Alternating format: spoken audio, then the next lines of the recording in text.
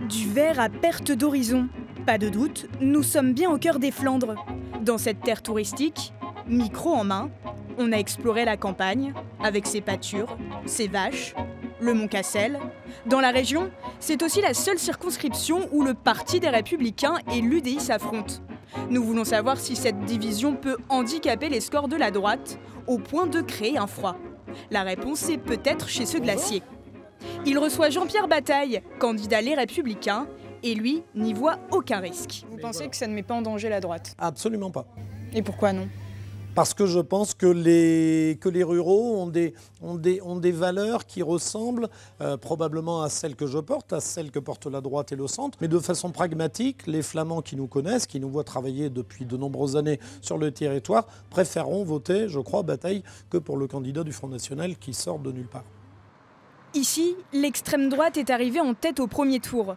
Pour battre le Front National, ce candidat UDI préfère sortir des sentiers battus. Depuis 3 semaines, il fait campagne uniquement à pied. Ce soir-là, il dort chez l'habitant, avec presque 300 km dans les mollets. Sa force, la proximité, une stratégie bien huilée. Forcément, si vous avez rencontré 400 ou 500 personnes, forcément que potentiellement 400 ou 500 fois, vous avez porté très directement votre projet. Donc oui, il y a un intérêt.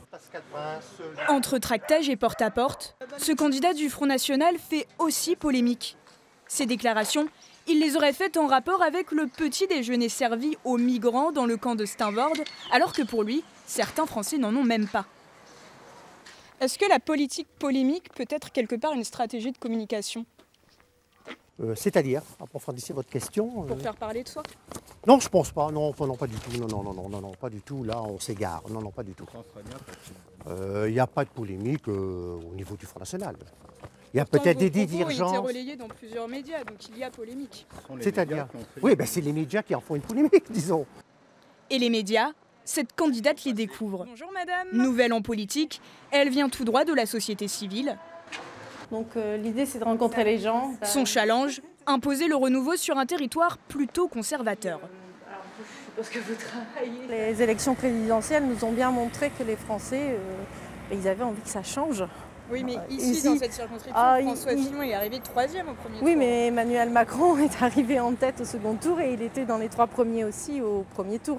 Donc il y a une Flandre qui est peut-être un petit peu, qui se cherche, mais qui a envie de changer.